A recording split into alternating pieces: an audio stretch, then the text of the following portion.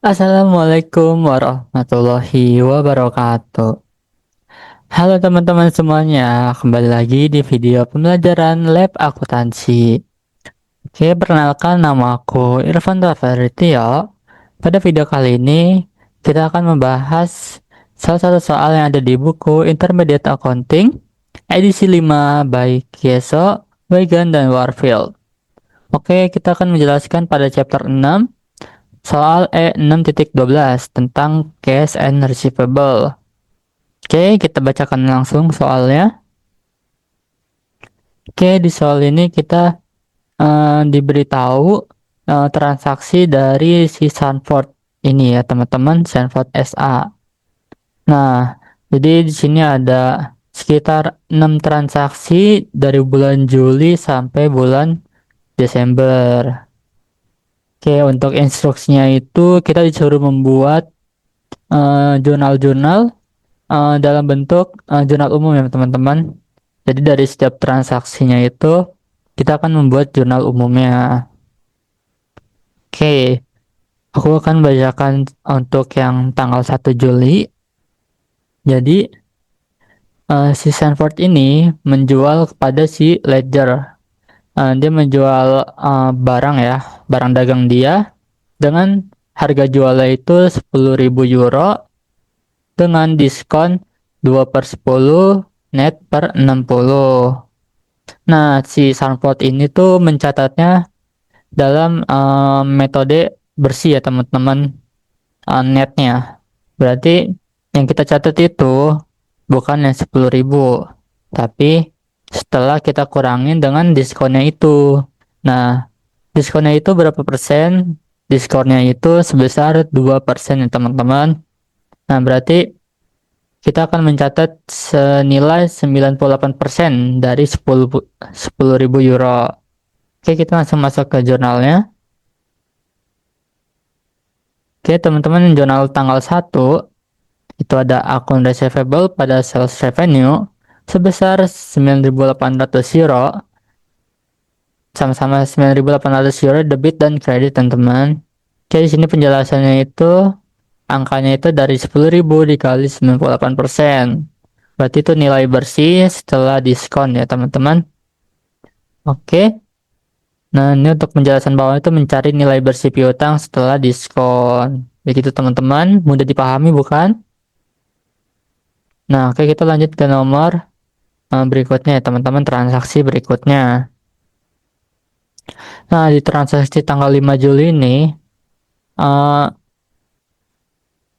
kita si Sunport ini tuh ngefaktorin akun receivable kita nih sebesar 12.000 euro tanpa guarantee. Berarti tidak ini ya teman-teman, tidak tergaranti lah dengan financing charge-nya itu sebesar 9%. Nah, terus ada informasinya itu akunnya itu sudah melewati periode diskon.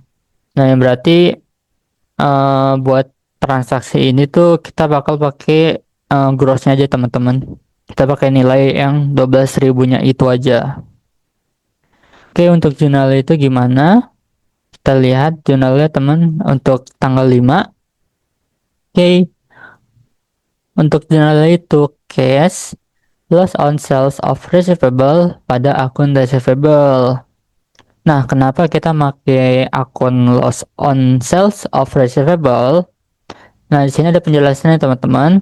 Kita pakai akun ini karena yang kita faktorin itu, piutang yang kita faktorin itu ke perusahaan faktor yang without guarantee, yang berarti tidak terjamin teman-teman. Jadi kalau misalnya kita misalnya uh, gagal bayar nih, jadi si perusahaan faktor ini tidak bakal ikut menanggung kerugian yang kita alami teman-teman. Begitu. Oke, buat angkanya itu sendiri, tadi ingat ya teman-teman, financing charge itu sebesar 9%. Nah, jadi cash yang kita terima itu 100 dikurang 9. Jadi 91% dari 12.000 euro.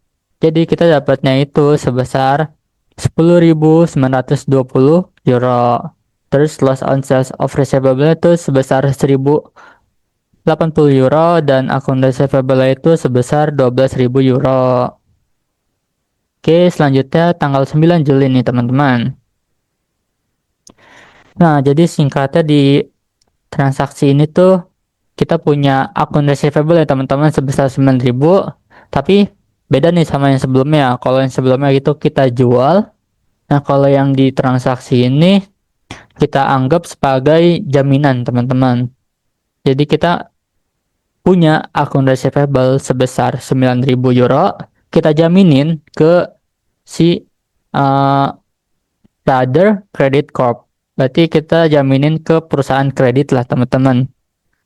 Nah, kita bakal dapat loannya itu, pinjamannya itu sebesar 6.000 euro dengan finance charge-nya itu sebesar 6% dari 6% dari 6.000-nya ya teman-teman.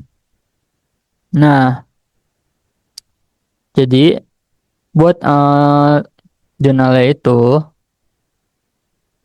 kita bukan kredit akun receivable, tapi dari ini ya teman-teman, cash interest expense terus not payable ya teman-teman. Kenapa interest expense? Karena ini transaksi pinjaman, utang pinjaman ya teman-teman. Jadi kita ngutang dulu, kita jaminin akun receivable kita sebesar 9.000 dan kita dapat 6.000 euro dan finance charge itu sebesar 6% dari total pinjaman. Oke, untuk jurnalnya itu cash, interest expense, sama notes payable. Nah, jadi cash itu kita dapatnya sebesar 5.640 euro. Itu dari 6.000 dikali 94%, jadi 5.640 euro.